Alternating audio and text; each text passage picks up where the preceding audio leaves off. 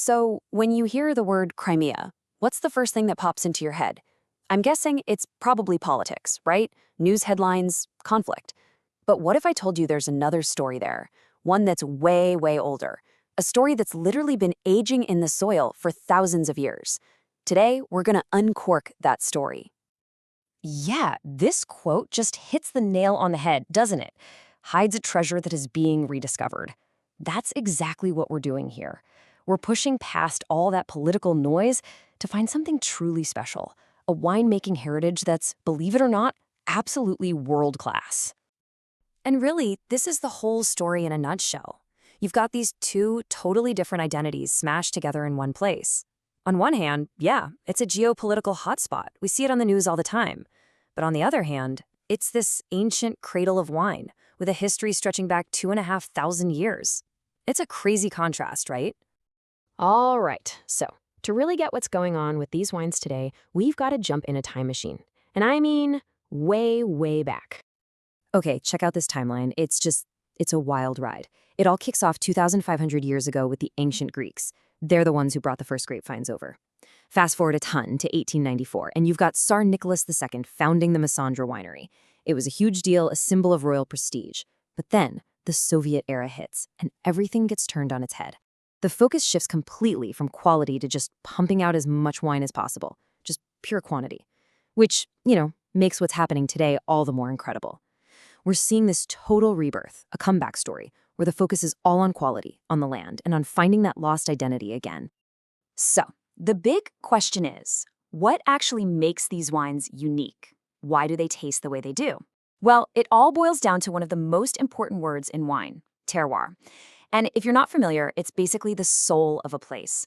It's everything, the soil, the weather, the geography, all coming together to give a wine its unique personality. Its fingerprint, you could say. And in Crimea, that fingerprint is just, wow. It's shaped by some seriously powerful forces of nature. First up, you've got the Black Sea. I mean, it's right there. And it's not just for looks. It's like a giant air conditioner for the vineyards. It sends in these cool, moist breezes that take the edge off the summer heat. That means the grapes don't get all stressed out. They can just chill and ripen slowly and evenly. It's perfect. And then there are the mountains. They literally act like a bodyguard for the vineyards.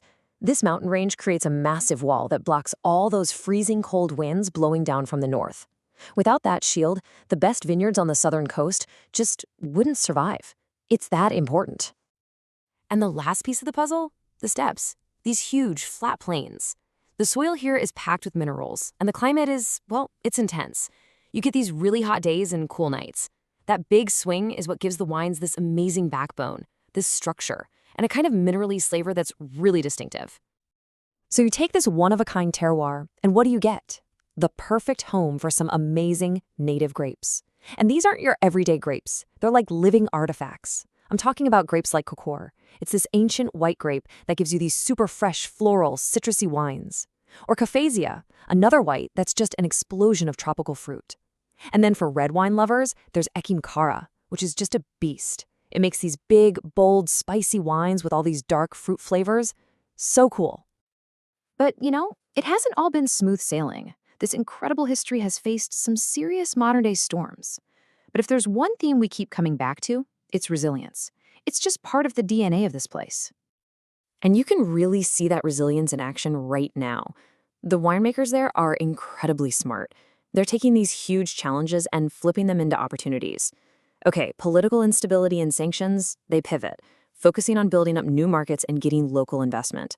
That legacy of mass production from the Soviet era, they're tackling it head-on by modernizing everything and putting quality, not quantity, first. And how do they stand out in a crowded world of wine? They're leaning into what makes them unique, championing those native grapes and that incredible Crimean terroir. So let's bring it all together. You've got the ancient history, this unique land, and this incredible spirit of resilience. What does that all mean when you pour a glass of Crimean wine today? What are you actually tasting? It represents this number, 2,500.